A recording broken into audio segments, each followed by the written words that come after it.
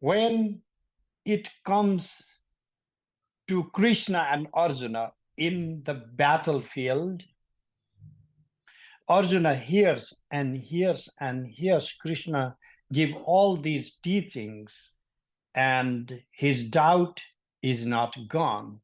He's not satisfied with the words of God. And Krishna says, Divyam dadami te chakshu, let me bestow upon you the divine eyes, because you cannot see me with these very fleshy eyes. So I will have to grant to you a different set of eyes, the insight, the divine eyes.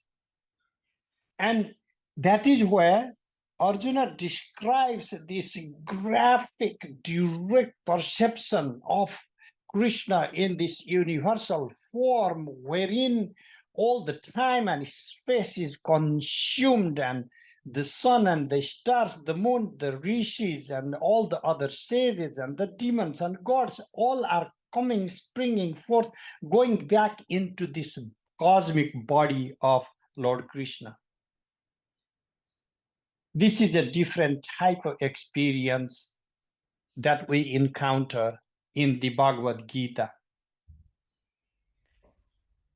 To see and to hear are not that different, but still we prioritize seeing over hearing most of the time, because our processing, neurological processing is such that 83 roughly percentage of our perception is handled by the eyes, and we give a little room for ears and then less and less room for other sensory faculties.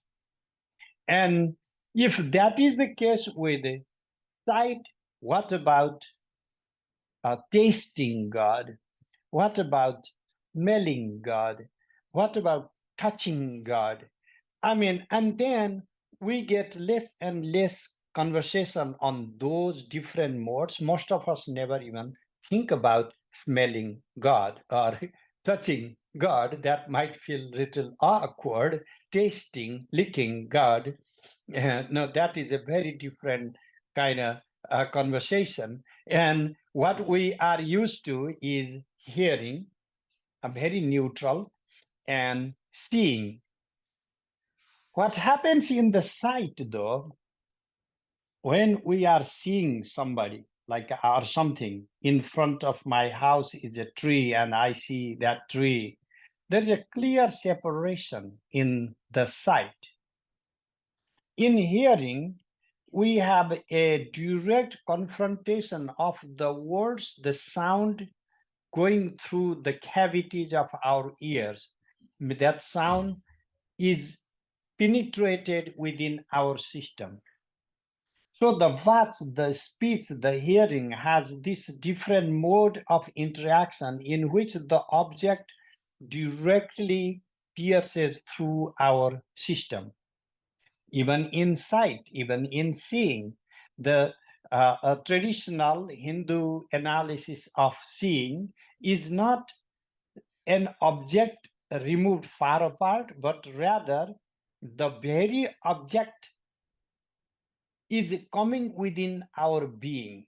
So although we generally say the object is out far, but the analysis they give is there is this vritti, ghatakara chaitanya. Let's say the consciousness that is of the form of a picture and becomes one with the ego, and then we are identified, and that is when the consciousness of a picture arises.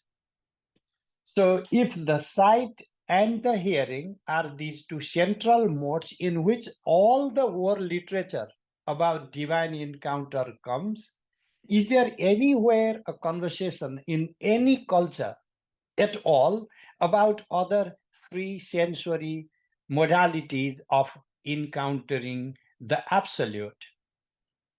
Of course, natatra chakshur gachati, navag gachati no mana, that absolute cannot be seen or heard or the mind cannot even conceptualize. That also we find in the conversations. That is one absolute recognition of the transcendent form. But again, in all culture, there is also immanent discourse. Otherwise, all the words would be meaningless, all the visuals would be meaningless. Therefore, we don't have only the transcendent description, we don't have only the negative theology, we also have an affirmation and the presence and of immanence. And that is where our sensory or direct encountering of the divine is central. And I think that this is a topic for all of us who like to meditate upon how many ways we can actually have the encounter of the absolute. For that, then, we can take a journey. Because I already cited the Bhagavad Gita, we can cite one more. Then in the Raja Vidya, Raja Guhyam, Pratyaksha Dharmam. So there is the use of Pratyaksha. This Raja Yoga that I'm teaching to you, Arjuna, gives you direct experience of the Absolute. This is what leads you, reveals the Absolute Dharma to you directly. And how is it? We can go back to another passage right there. Pasyan, Srinvan, Titan, Jigran, Asnan, Gatsan, Swapan, Swasan, Visirjan, Utsrijan, Visirjan, Grindan, Unmishan, Nimishan, Napi. So the line goes that you can be encountering the divine in or be in the state of your own self or in the absolute mode. Does not matter whether you are seeing or hearing or smelling or tasting or touching something. So in all these modalities, you can still be in your true state of consciousness. Now, this is a breaking point. Why this is important, why this is critical, is because most of the meditative modes are described as separating the senses out of the object, going back into the cave of the self, and resorting to one's true nature, transcending sensory modalities, transcending the word, transcending the form, transcending the taste. And so then we can reach to the self. So this is commonly what we hear when it comes to meditation practices. Pratyahara is taught to withdraw from the object, to retrieve our sensory modalities from its external flow. But this is talking about engaging while listening, while seeing, while touching and tasting and smelling. So this is already the Bhagavad Gita is giving us the type of awareness that we find prominent in many of the Shakta Shriva Trika materials. So if we go dig deeper, where can we find this type of reference further? Then we can go to the Brihad Aranyaka Upanishad in the Jyotir Brahmana. Nahi drashtur drishter vipari lopo asti. Pashyan na pashyati. If you read the whole conversation there, some 6-7 stanzas, it is so beautiful. And in that particular conversation, in the Jyoti Brahmana, the section within Brihadaranyaka Upanishad, we come first time that there is this seeing, that seeing not the object as such, but the sense, the consciousness itself in the mode manifest as a seeing. That very seeing is the self, and it continues to Srin 1, like while hearing. In the act of hearing, there still is the flow of the same consciousness, jigran. So in the mode of smelling, there still is the same flow of the absolute expression, while in the mode of touching, there still is the same flow of consciousness. And our meditative exercises are meant only to retrieve us back to the pristine form of our being, that is Satchit Ananda, pure consciousness as it is. And if that is what it is, for consciousness, having its modalities or not having its modalities spreading out does not make a difference. Sometimes when you have the turtle with its legs and hand and little head peeping out, it is easier to recognize, oh, this is a turtle, than when you have all the head and the legs hidden inside its skull. So the best thing for us to recognize consciousness as consciousness is when we are also spreading out our modes of consciousness through seeing or hearing or smelling or whatever the modalities through which consciousness unfolds. Now, but I left the stream of conversation about anything other than seeing and hearing. But I would not say that those other modes are not at all mentioned. We can find, let's try with the tasting. There are two types of tasting. The one taste is the taste of the tongue, a bitter taste, sweet taste, sour taste, these rasas. But there is the same tasting, that is the aesthetic tasting. The taste rasa is not just simply about tasting food.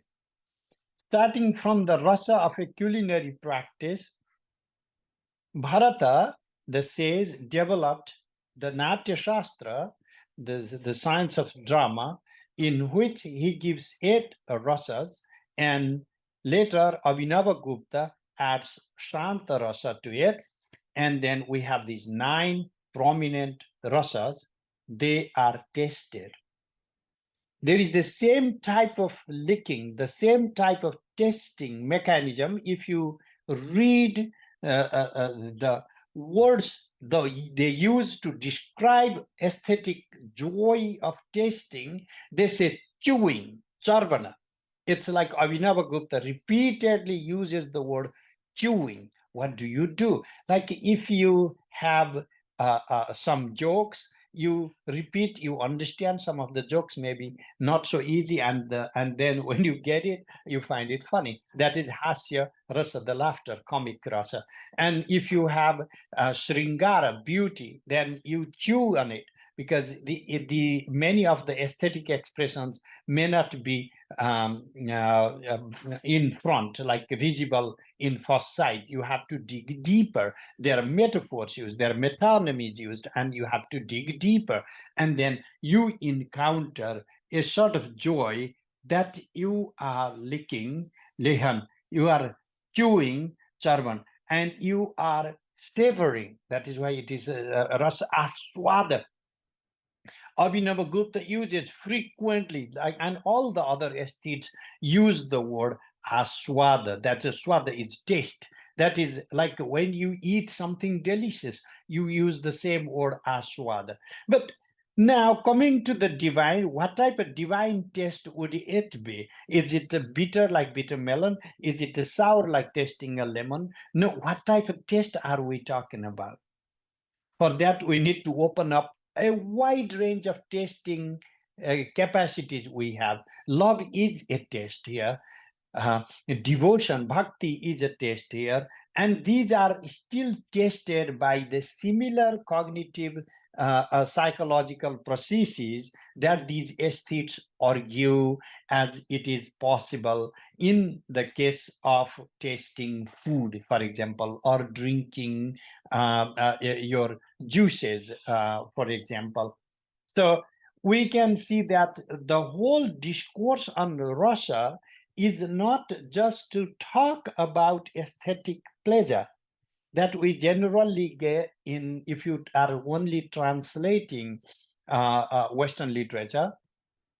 As soon as you encounter Indian literature. And even if you go beyond India and encounter Chinese Taoist texts on their description about aesthetic pleasure, aesthetic savoring, they again use the same culinary metaphors to describe aesthetic savoring. And so there is this type of savoring which we should not separate from our regular tasting. And then comes smelling. Can the divine ever be smelt? Is there a smelling as a divine of encountering? That is a very rare thing for humans because we do very little cognitive processing by smelling. One day I was giving my neighbor's dog a walk, and as you all know, dogs keep smelling every corner they go to. And then after an hour, when we came back, then the dog had smelled like 100 different places. And then I started thinking, one new insight came to my head. Like when I recollect my little walk-in, I have all these signposts. I went to the hill, and there was this tree to my right, and down there was a white house, and next to that was one neighbor, and then next to that is a park, and behind that something, or there was a red car crossing, and all the visual processing is what we call memory. I do not think dogs remember the same way. I assume that when the dogs go to sleep or in their own mode of recollection, they would have all the different smells to layer, all the experiences they have had during the day, and how they process their memory is unknown to us because we do not process our daily experience guided by smell, but we process it mostly by visual encounters. But that does not mean that our divine experience is complete as long as we are not able to smell the divine. So, what would it be like?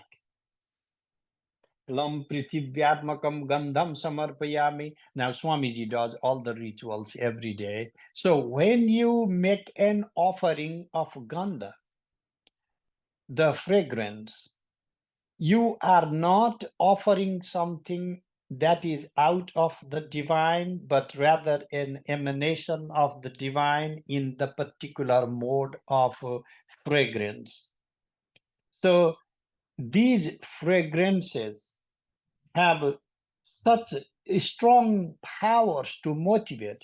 Now, the cognitive scientists are saying that there are particular smells, like rosemary, for example, they can elicit our memory, and it's good to have some of these smells for our own cognitive health.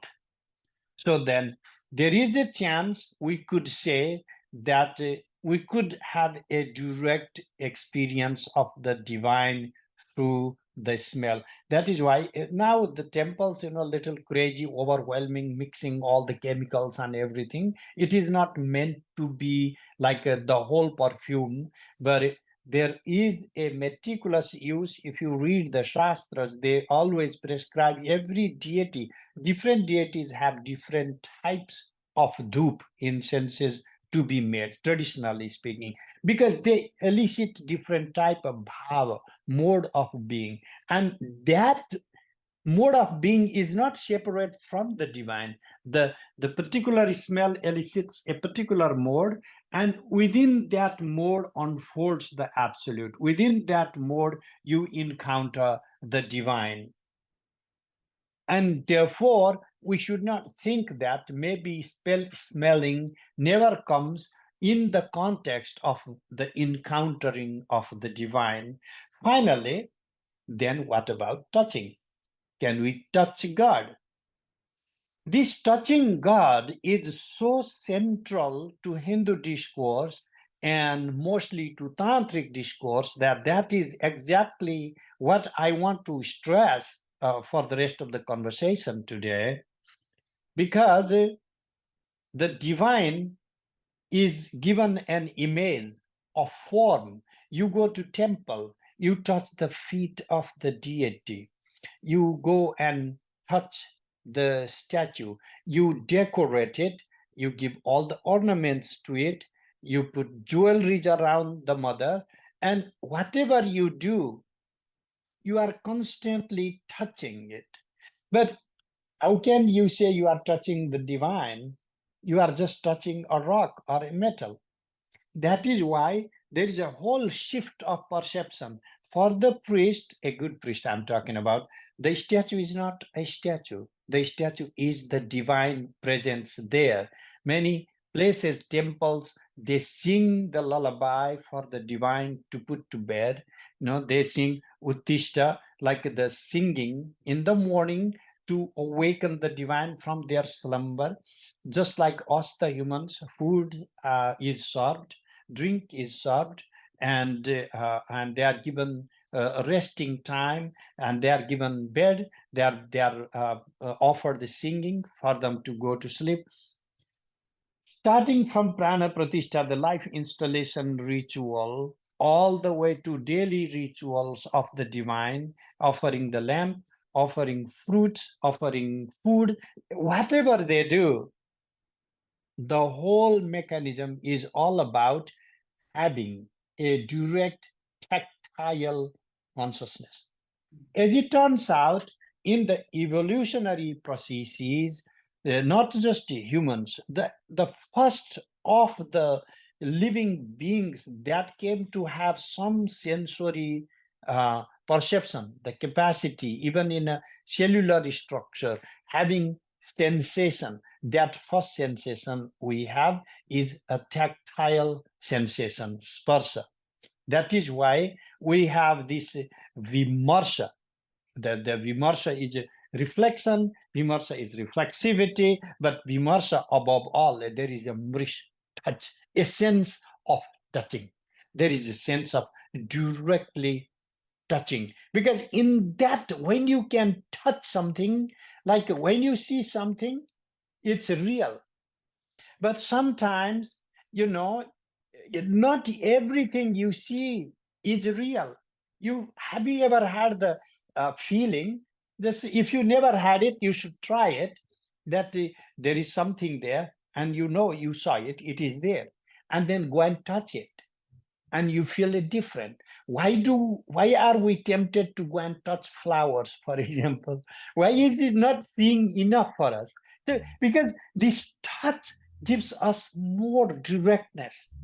We have these feet of the Guru, some sandals, and we touch that sandal, and we feel the presence of Guru. The lotus feet of Guru presents itself to us. We feel that direct touch, tactile sensation of the presence of Guru.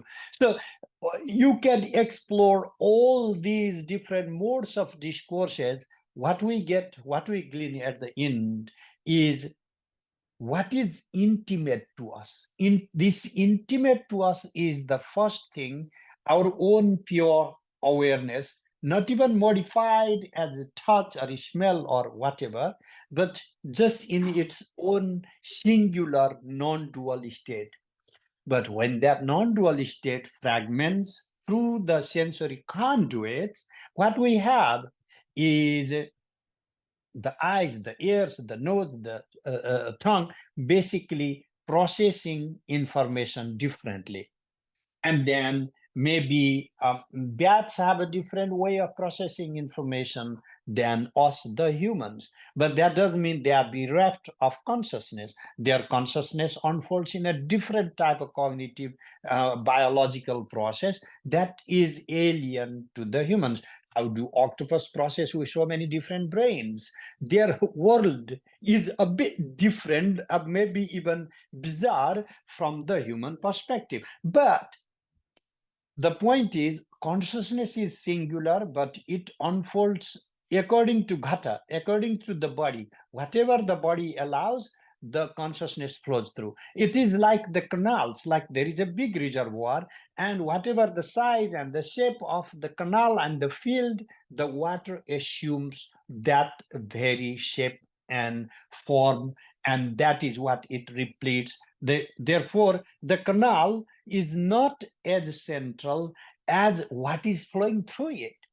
But if you really want to know the water as such, you have to better pay attention to not just seeing water in the reservoir, because some people say water is water only when it is in the reservoir, but when it is flowing in the field, sometimes it is falling like cascade and sometimes soaked on the ground, and they fail to see this is still water. A, a person who has really understood water does not say only the big lake is water and the flowing and the cascade and the soaked underground, all these are not water. He would recognize all the modalities as water. The same way, a person who has meditated enough to see consciousness in its different manifestations would have no hesitation to acknowledge that all these different modalities are the single pulsation of that very consciousness. Only our conduits allow whatever the forms of manifestation, and if some people were to have different type of conduits, they would be processing the same consciousness differently.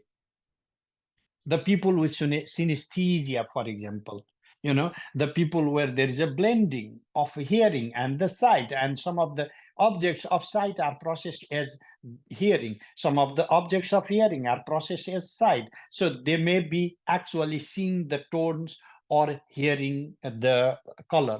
So that is a very different jumbled together neurological situation. We have yet another situation in which there are these people called rishis, those who see. How do they see? They hear the mantras. Mantra are shruti, but that is when they see too. Basically, they are talking about the intermingling of the sight and hearing in a singular core consciousness. Let us think a little deeper here. If we are cognitively capable, sanely, cognitively capable of blending sight and hearing, what about blending other modalities? Sight and smelling and tasting and touching. When all these consolidate becomes a singular object of consciousness, that object becomes the most real direct encounter. It doesn't matter whether that object is placed in front of you or whether that is your fantasy object. If you can give that perception to your eyes, you use your ears to hear the voice, and you can smell it, you can touch it, you can taste it.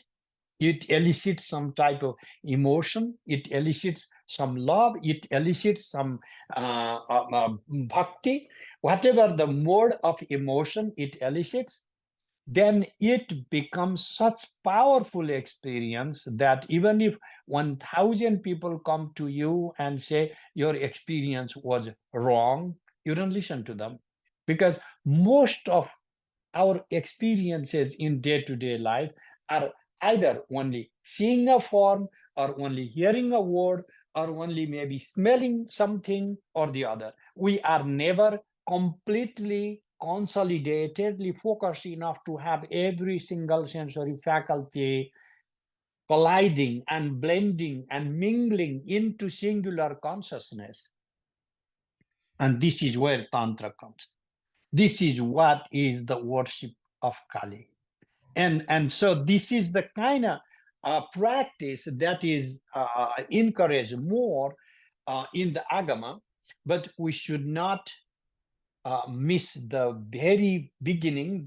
I brought the conversation that this is started from the Bhagavad Gita. Therefore, I want to go back to Bhagavad Gita. What is Arjuna's experience like? Arjuna has been hearing the God. Krishna said, cut out, I'm God. And he's still not able to acknowledge that divinity. But what is happening in this direct mode of perception is he's still hearing, but at the same time, he's also seeing. Tenaiva Rupeda Chaturbhujena. He's not just seeing a different cosmic form of Lord Krishna. What is happening? He is also seeing that another form. There are three layers of perception, by the way, as Krishna, as Vasudeva, and as the Vishwarupa. Three different strata of perception. That is how Arjuna is processing his vision of Lord Krishna in this conversation. So it is possible, and we can build a theology around this direct experience going beyond the sight and hearing, because most 99% of the religious literature stress either on hearing or sight, very rarely on both even, but we can find that there is substantial amount of conversation on the direct touch of the divine, and that is the whole issue of the statues and rituals and open eyes forms of meditation. And I think that this divine experience gleaned through other sensory modalities are not in any way subordinate to the experiences we glean through our eyes or our ears. Ultimately, if that is all false, what is the point? No, this whole discourse is the divine is twofold. It is not that the manifest form is illusion. It is that there are both forms. Pado asya vishwa bhutani tripadasya mritan divi, that a quarter of the absolute manifests in the physical form, in the universal form, and 3/4 are the transcendent. Meaning we can measure. There's always more to immeasurable transcendent than what we can measure in the manifest forms. Therefore, the tactile and retinal sensations we can have is still a limited, finite experience compared to going back to the transcendent mode. And the best way to go back to that transcendent mode is when not by depriving all the sensory faculties, but by colliding all of the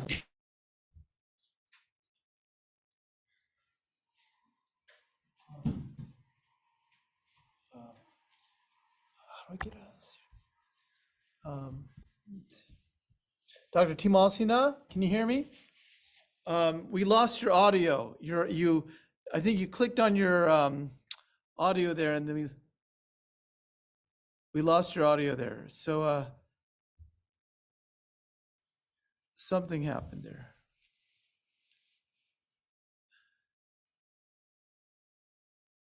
Let me see if I can. Because I didn't make you a okay, 1 second. Let me make you a co-host. I'm sorry. Timalsina, sorry. There we go. Oh yeah, asked to unmute. Let me make a co-host also. yeah. Okay, sorry about that. There you go. Oh, we mute. You're muted again. You unmute yourself again. Something, sorry about the device. Maybe it ran out. I don't know. Can you hear me? We can hear you. I'm just going to get rid of the device. Give me 1 second. Sure.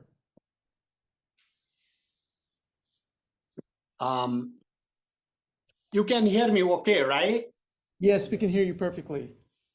Okay, sorry about that. So my last point was that the real experience, the most powerful experience, is not the experience of the transcendent by means of depriving the sensory faculties and going to this absolute, but rather in assembling what we can glean through the sensory faculties and utilize these sensory faculties in the act of the divine encounter.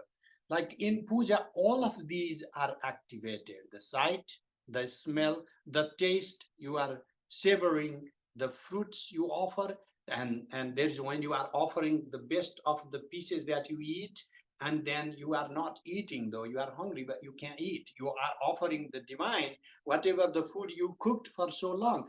And that is when your saliva is coming, you don't want to be greedy, but your whole tasting mechanism is activated in the mode of puja. So if you are able to activate your consciousness in this totality, you are going to have the encounter of the divine in its Vishwa Rupa, meaning the universal form through which the divine unfolds. And at the same time, you will also have the transcendent experience of the absolute formless. Just because you are open eyes doesn't mean that you cannot have the transcendent. Pado asya vishwa bhutani tripadasya devi, only 1/4 is in this finite realm, but the absolute is beyond these formal structures, having the forms. So this is where I wanted to stop. I repeated a little bit, sorry, because there was a little a device problem. But thank you, Swamiji, and I welcome all the questions you guys may have. Okay. Thank you, Dr. Timalsina. Wonderful lecture. So because we both have a Zoom audience and an audience here at the temple, let me first, just quick questions, Dr. Timalsina. You said there's the three levels of Krishna.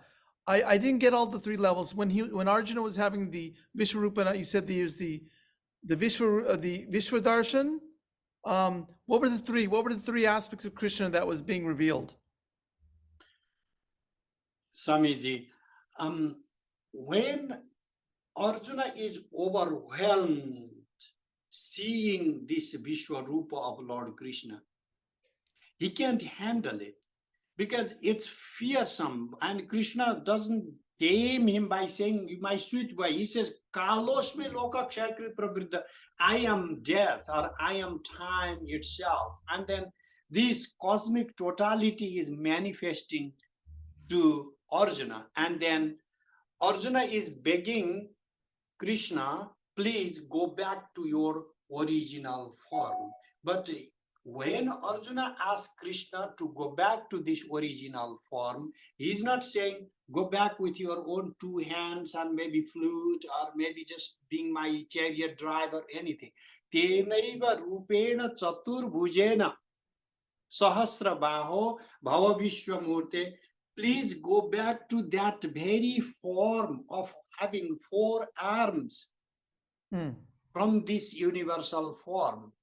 So commentators even have missed that tiny note in this, that why is Arjuna saying, go back to that, your form? Yes. With 4 arms. That is basically when Krishna was revealing the divine instruction to Arjuna. He was slowly, maybe in the first chapter, in the beginning of 2nd chapter, when we do not yet know, Krishna already reveals his Vasudeva form to Arjuna. Because that is why Arjuna is saying, please, can you please go back to your original form of 4 arms? Because 4 arms is Vasudeva, not Krishna. Krishna as a human, in his human incarnation, never walked with 4 arms.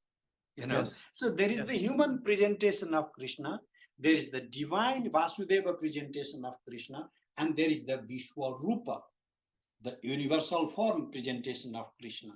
And we should not miss Tena Eva, with that very Rupena, the form. Yes. With that very form that has 4 arms, please go back to that original form.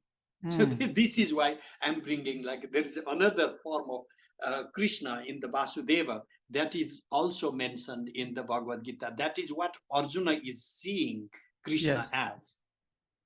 Wonderful. That brings up another question here then, is that, and by the way, for the Zoom people, we can now put you, raise your hand. You can go to the, you can actually raise your hand. We can have you ask a question live. We prefer you ask your question live, so we'll unmute you. So just go to raise hand in the reactions place. The other question that comes up then is that when God then is allowing you to have that darshan, so is it Krishna here, are there cases that we see that God allows one person to see God, the divine in one way, and another person see the divine in a different way simultaneously? So a question, and this will lead into the question, is this an objective reality or is this a subjective reality? Can you help us decipher through this? And in the sense here, is it God is giving his darshan in the way that he wants the individual to see it, or are you tuning into the divine as the way God is being revealed? Can you help us clarify some of these points here? Thank you, Swamiji. The fact of the matter is, as long as God is an object of my perception, we love to talk about how this is more direct experiencing of God and all, but that is still in subordination, because it does not matter what is the thing you are experiencing. Subject always has a prevalence over object. Objects are appropriated. Objects are determined by the subject. Subject always has the power over object. As long as God is an object of your consciousness, God is subordinate to you. So let us be very clear about all the sights and hearing and all this. As long as they are objectified, it has not gone deep enough. And then aham Brahma, aham Vishnu. Now, then you go to the experience of the ego itself. I am God. Shivoham, Shivoham, Shivoham. That Shivoham will have two types of experiences, in which Shiva as an object and me as the subject blend and become one. That is one. Within this blending, there is sometimes the primacy of Shiva, still like complete duality is not erased. Yes. And then I have sometimes primacy of ego, sometimes primacy of Shiva, but there is not an absolute dissolution into this singularity. Right. And then we need to go to third stage. We need to step deeper from the objectified experience to the blended subject-object type blended experience to a singular experience. What resides there is that divine only. You are gone. That is why you do not exist. Your whole ego, your whole being, my body, my mind, my ego, whatever my social identity is, my corporeal identity is, nothing resides there. Am I saying negation? Am I going to emptiness? Absolutely. The emptiness of this ego is the prevalence of that singularity of the divine. It is not a negation of the basis. It is that very all-permeating basis that makes it possible for this body to feel the presence of this body. And then that makes it possible for me to see the divine out with my eyes or whatever. So going further, does the God make us see differently for different people? It does not even matter. Ma Yashoda is never going to experience Krishna the way Radha had, or Rukmini had, or Gopis had. We can always talk about whose experience is better. Sakheti matta prasavam yaduktam. Oh my gosh, I always joked around you, Krishna, that you are my body. So then we can say that type of very informal, among friends, we talk a lot of nonsense. And that is when the Arjuna kind of realizes, I'm talking to God and I made really bad jokes. Can you, hey Krishna, hey Yadav, ajanata mahimanam tavedam, I had no clue you are God. And can you just kind of forgive me on that? So this is where you see that what is Arjuna's experience like. This is a sort of friendship, Sakhya Bhava, which is a very pristine form of experience. And seeing God in relational terms, not just as God as God. Do not make God so distant, God as father, God as mother. Why did people make all these connections? So God is like a operator. God is like, sometimes you could say a president. Let's say not even president of a country, a president of a corporation. You don't even want to know the guy, So, but when you make it personal, when you have a personal friendship, personal love, and then the God melts in your heart, you become one with. And how many ways we can see or feel whether it divine manifests for them differently? It is you. It is not God manifesting to you. It is that particular mode in which you and the divine are felt. How many ways your consciousness can fragment and become object in the divine form, and then appropriate that object divine into your own horizon of your self-consciousness. That many ways this divine unfolds, because the divine is not out there unfolding for you. The divine is within you, fragmenting and manifesting as you, the Harinama, and me, Lord Shiva. At the end of the day, this is one. And therefore, that experience has to unfold in this singularity. As long as that singularity is not given, we are still not there quite yet to have a total experience, a blending, a merging, and the point of no return. You can say the singularity. You know what they say. There is no ego left at that stage. There is no me left. But is there just the God left? I mean, all that is left is this continuum. That is why they called it Brahman. They were not negating all the unfolded manifestations. They were only talking about the absolute experience, in which they brought the concept of nirguna, formless, not to negate the guna, but only to stress that singularity in which neither me nor you exist as me or you. Only love presides. Thank you. Thank you so much. Beautiful answer. We'll have to unpack that. So, Dr. Dimas, wonderful.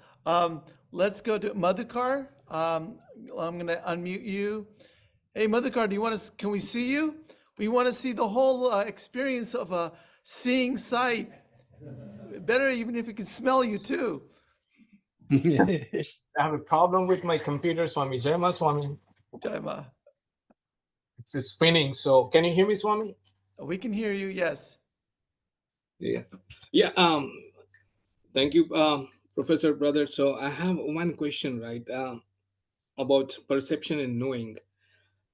Swami Vivekananda said in one of his lectures, God cannot be known. The moment you know him, he no longer will remain God. So my question is, how close perception is to knowing God? And by integrating all these sensory experiences through all the senses, by kind of bringing them together, whatever we perceive about God, to what extent can we take that perception to know a little more about the God? Can we ever know God? That is the question, through these sensory perceptions. As long as we are into the business of knowing God or objectified God, we are not. You are not knowing the magnanimity of the boundless. When you objectify, you determine. You say, who is Timalsina like? Oh, that is a professor there who teaches. You determine that thing. You say, what does dog look like? You describe the animal for its apparatus. You determine, you have made it finite. Even when you say God is everywhere, that is still, you determine everywhere. God is omnipresent. I mean, what do you know the meaning of omnipresent? Because we are all finite beings, We have no idea of infinity. We are just throwing words because we are such finite beings. So all these modes of conceptualizations will not expose us to the totality. But that does not mean that all our words are meaningless. That doesn't mean that only the boundless beyond the sensory is the real, because that what it is, like we talked about the sensory direct experience of the divine, and the whole point is to say that no matter whatever the little glimpse we can have, it is real. Whatever the tiny tactile sensation we can make out of it, it is still real.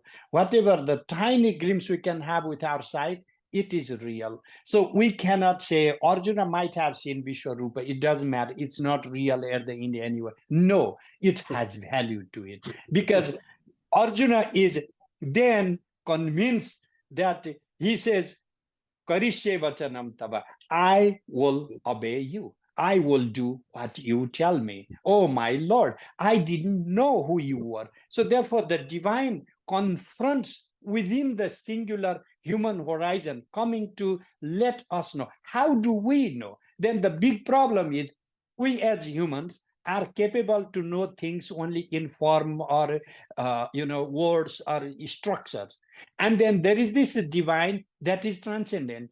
So how are we ever going to have that experience of the divine? Only when there is the will of the divine to have us that realization. And how is he going to activate us that?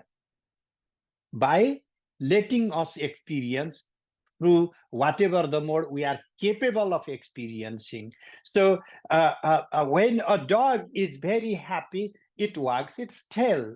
But we humans don't do that. That doesn't mean we are never happy. You saw? Therefore, a God understands that if we are wagging our tail or we are smiling, that all the different languages of expressing the same joy, the same way our body expresses, our body is language, our body receives to different languages. God has to talk to us in the human modes. You go and to some different culture where people don't get your language, you start showing gestures. If you are very thirsty, you indicate. Even animals, they start licking their tongue, and then you know this animal is very thirsty. There is some means of coming. We don't understand giraffe language. A giraffe is very thirsty. A giraffe would indicate to you that by licking its lips, that it's very thirsty. So we need to acknowledge the expression, just because there is no other way ever encountering of the divine. When we make the divine so absolute out of the realm of human consciousness is embodied consciousness. Okay, come back to terms. The only way we know is by seeing or hearing or whatever, and we don't have another faculty to know the transcendent that does not depend any concept, we don't have any means of knowing the transcendent. That is by means of knowing the form that we kind of glean into the formless. If we are never even encountering the form, we are never going to encounter the formless. Therefore, if we are never encountering the divine in the form, we would have no idea of how to categorize the formless divine either. So accept the expression of the divine in all the modes, the forms. I'm talking also about the sound, the smell, all these forms, all these structures. Consciousness has to unfold through these modalities, and that is also to be acknowledged, even if that's a little bit. It's like, you have a lamp inside a perforated pot and some teeming light coming out through the pot. You can't say, okay, this is no light. It's still light, Yeah. So this is like that. Thank you. Thank you, Dr. Timalsina. Before we go on, does anybody have a question here? You want to come over here? So we're going to have someone come here, so we can sit. You can you see us, Dr. Timalsina? Yeah, of course. Yes, absolutely. Tell your name and then. Dave, thank you. Oh, hi, Dave. Nice meeting you. Thank you. You too. Given the significance of our innermost nature as Sat, Chit, Ananda, let's focus in on Ananda. How does Ananda manifest in our daily lives? And what does bliss feel like? Since we're talking about divine experiences, let's go beyond sensations.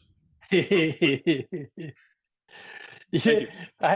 hi, Dave. Um, I'm trying to drag you down to my level. You are trying to go up to this transcendent level. I am talking about touching God. I'm talking about licking God. I'm talking about smelling God. And then seeing is also fine. Hearing is also fine. I'm talking about bond, intimate bond, because our body, Dave, allows us to have these different structures of experience. This experience structure is not all in all, but consciousness flows through these modalities. That is the only consciousness we are aware of, is um, either through sensory faculties or through conceptualizations. And we are trying to say divine is beyond the concepts and beyond the forms. And then how do we know beyond the concepts, beyond the form? Because we don't have any sense organs, including the mind, to touch upon something that is totally bereft of structure. Even the deeper level of consciousness already relies on some type of, when you say boundless, we immediately get the idea of bondage. When you say infinity, we immediately need the concept of something being finite. When we say almighty, we already know that we are not powerful enough. It's a negation of our limited, powerless situation. So we would never have the meaning, comprehension of the meaning of the words like infinity or the words like boundless or whatever, if we were not to have the concepts to begin with that describes the finite world. If we, the same way, if we were to completely discredit our sensory experiences, we are not going to have the absolute only experience. And that is where I'm making a maybe little, the debatable claim that if people say that drop out all your senses and there's only negation only, and I am not fully convinced that that negation is possible only when you have affirmed something and then you are negating that. But I don't think that the direct encounter of the divine can ever begin with negation when we have nothing to negate. And we say everyday experience, the joy, the ananda, you say. And you ask, Swamiji, I had a fresh mango today, amazingly tasty Indian mango. Is this what Brahman feels like when I'm eating the mango? And then Swamiji say, oh, Dev, you have no idea. It feels even better than that. You are like, what? That is the best ever experience. So then next day you go and have sex. And then you say, Swamiji, I had this amazing orgasm. Is this what Brahma experience feels like? And then Swamiji say, actually, it's better than that, Dev. And then you are shocked. And so you go through this negation is possible. You can glean the meaning of what he's even talking about when he negates that. It is not that there is no experience at all. It's more profound than the way you have encapsulated in the forms of the touch, in the form of the sight, in the form of smell or whatever. Therefore, we should not block the flow. Everything is divine. Your presence, bodily presence is divine. Your taste is divine. So if you want to enter the realm of the divine, this manifest world is divine. Your interaction in the manifest world is divine. And if you want to just negate your very physical presence and your very physical experiences as bereft of any divine experience, I have to say it's gonna be a long journey now. I do not even know how one could go completely to that outside of the world without knowing the world. The form, know the form, and it will help you know the formless. I'm not saying there is no formless, but what I'm saying is without understanding what form itself means, I don't know if anybody could actually fathom the formless. Thank you, Dave. Thank you. Thank you, Dr. Timalsina. There are two people who are raising their hands. Before we get to that, there was a question that was brought up in the chat. Maybe you can just touch on this point. He said, great talk. This is from Alan. Great talk. Could you discuss how the direct sensory experience of the divine relates to the Sri Vidya Upasana and the performance of Karna Nyasa, Agna Nyasa, and Manasa Puja, for example? Sri Vidya, my dear friend, is just an example. Whether you are worshipping Rama or you are worshipping Sri Vidya, you are worshipping Hanumanji, the mechanism is the same. It is not that you are worshipping Sri Vidya and then you are privileged and therefore a completely different bodily mechanisms are activated. The structure is the same, and you refine your experience through adopting other structures. And then, yes, in Sri Vidya, the only difference is we stack a lot of other processes, and then we make it very complex, very profound. It is like a severing of the rasa. There's like this shikaruni. Oh my gosh, I should not have remembered that sweet. So so so when you have this sweet with so many different flavors within it, and sometimes it tastes like a little savory and sweet, and maybe tints of some spices, then a little bit of the different tastes. So when you have some dishes, it is not just like tasting bitter melon. It's not like a directly chewing on lemon. It has complex flavors. So that is where the meditative complexity is also like that. We start from basic forms, but then we cultivate higher and higher, more and more complex structures for meditation. So Sri Vidya has more structured forms of meditation. That is all that makes it different. But we have to borrow the modalities from other experiences in order to comprehend that complexity. If we start from there, then your cognitive processing has not advanced enough. So you are just starting the journey of Mount Everest from the top is not a good way. That's all I have to say about it. Thank you. Thank you. And we finally have Usha here. Usha, can you unmute yourself? Good.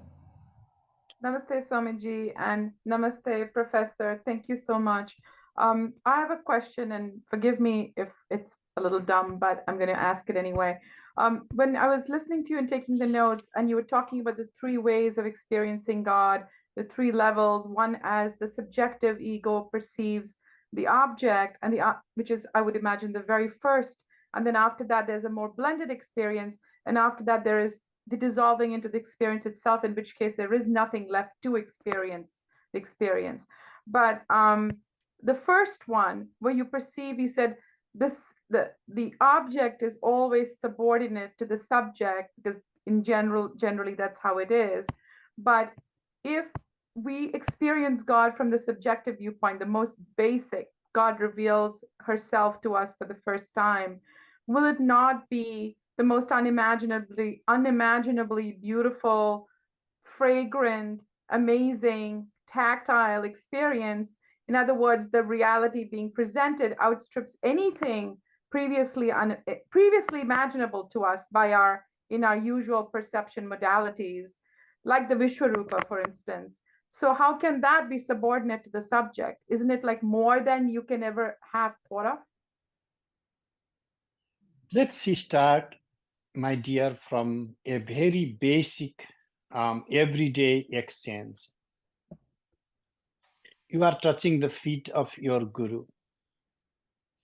You have surrendered to the subjectivity. When we say namaskara, actually the real meaning of nama is nekkara, atma prahui bhavana, meaning to subordinate yourself, to surrender.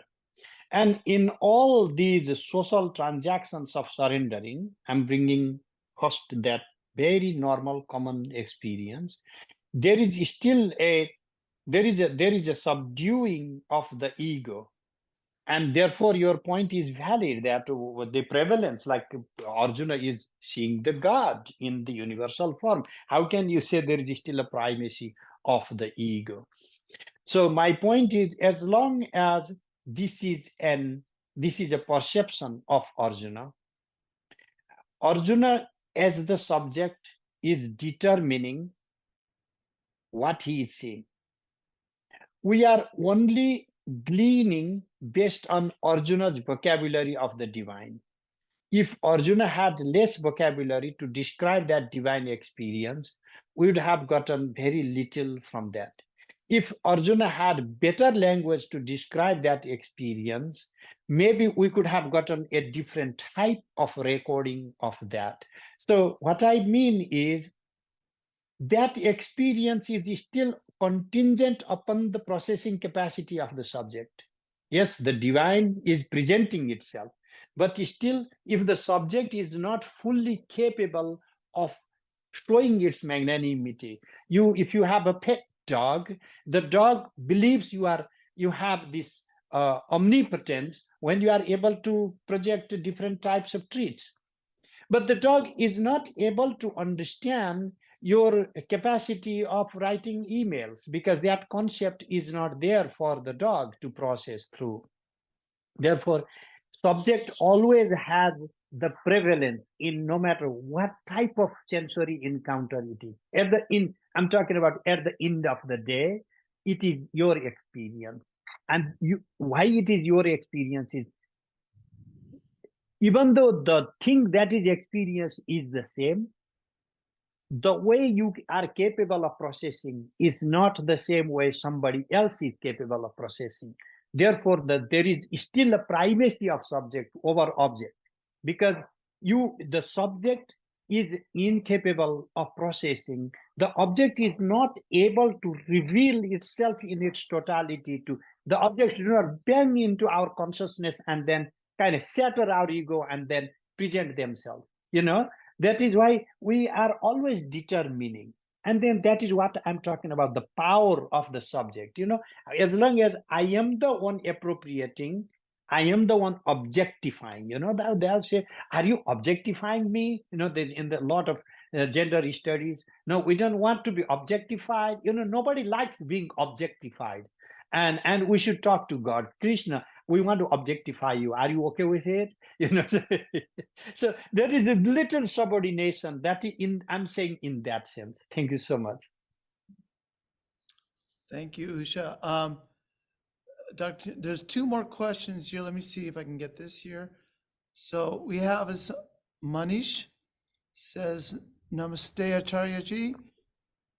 If I am understanding correctly, can we consider rituals such as puja and purification of the senses so that we use the senses to access the divine? That's a question.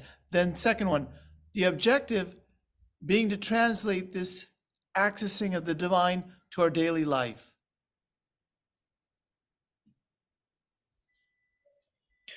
Our daily life is whatever we want it to be.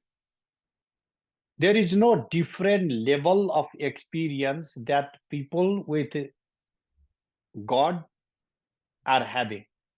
They are still seeing, tasting, smelling, They still have the same sensory faculties that laymen have. Everybody is seeing the same world.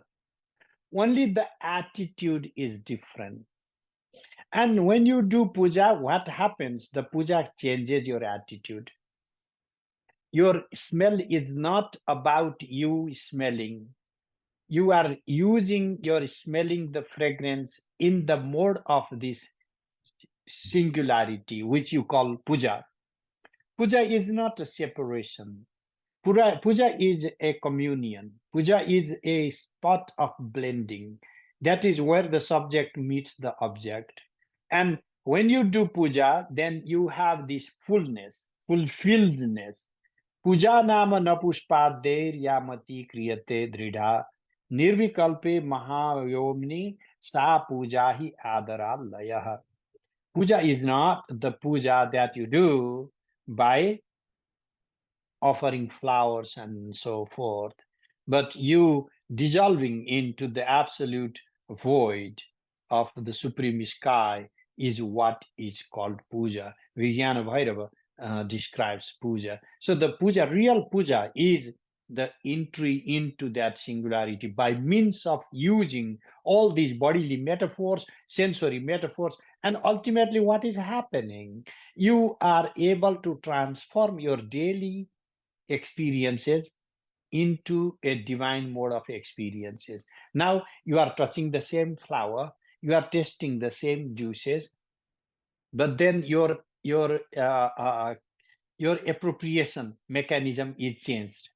Now you are a part of that totality, tasting the totality. You are a part of that collective, tasting the collective. You are not just a fragmented individual trying to consume and grasp an object. You are interacting in the objective world, but not separated from the objective world. You are integral to, all that manifests around you. That is when the puja occurs. All these we do, offering lamps and incenses and everything, are only instructions. In one text they say is balika rachita patra putika, like this is like the little girls make little dolls, and that's like a ritual in which they marry the dolls, and they have all the fancy rituals to play with dolls. So it's like playing with dolls. The experience is what matters. The enjoyment is what matters. And that is what we are trying to glean, extract out of these rituals. Thank you. Thank you. And the last question here is from Rakesh Kaul. How does the experience of Shaktipat serve as a proxy to the experiences of God? Namaskara. So the experiencing of Shakti, the emission of Shakti, needs to be understood in the context. Only Lord Shiva, number one, we need to, because the concept of Shaktipada has been misused in the market. So I have to correct it. Following the Agama, Shiva and Shakti are not separate. Shaktipada simply means Shiva splitting his own little part out and entering into the horizon of the subjects that have made themselves like a finite being. And then that is how Shiva allows a little bit of a vision of himself into the heart of those beings. So in the modes of Shaktipata, what is happening? Shiva is letting you borrow a piece of himself. Shiva is penetrating into the being of yourself. And that allows a little glimpse, oh, I am Shiva. Really? And then that I am Shiva gives an awakening that has been forgotten for forever, that because I already am Shiva, I always am Shiva, but it's so forgotten. That is when it cracks open my bubbleness, and that's what I was talking about, the loss of the ego. And at that moment, that Shaktipata guides for our rise above these finite identities.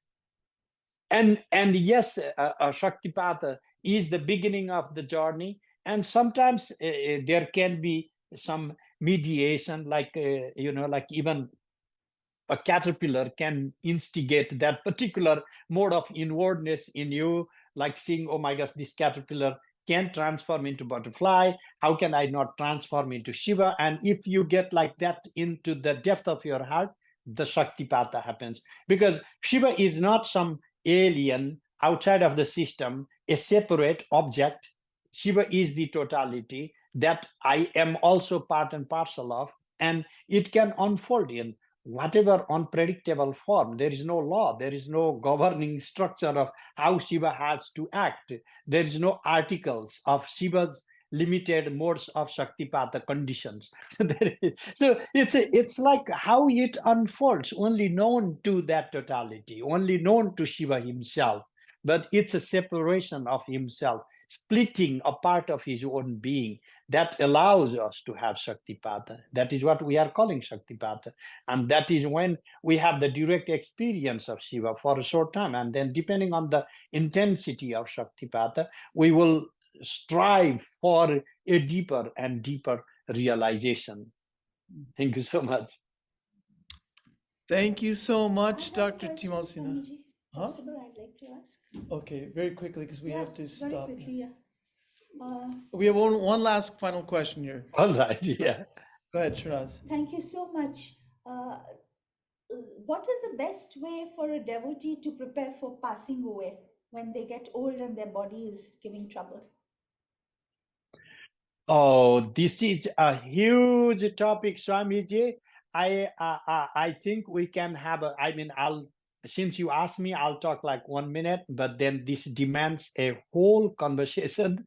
So what I can say just briefly is every day we are dying, and every day we should bring this awareness of our finitude, and every day we should orient towards Dharma.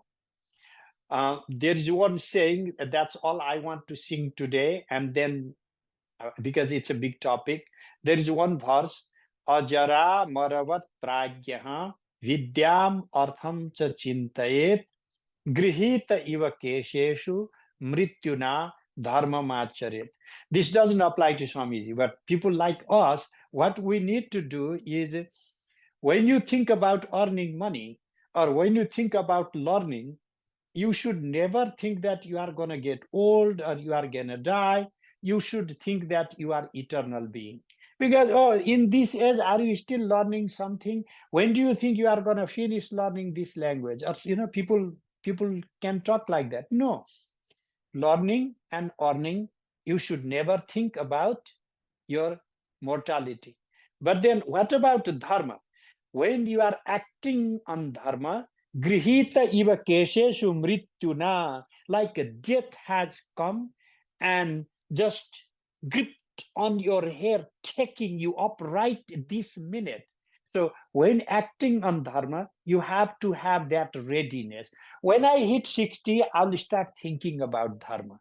I'm in a job right now. I don't have time for all these puja and everything. I'm a very spiritual person, but when I get old, I will worship God.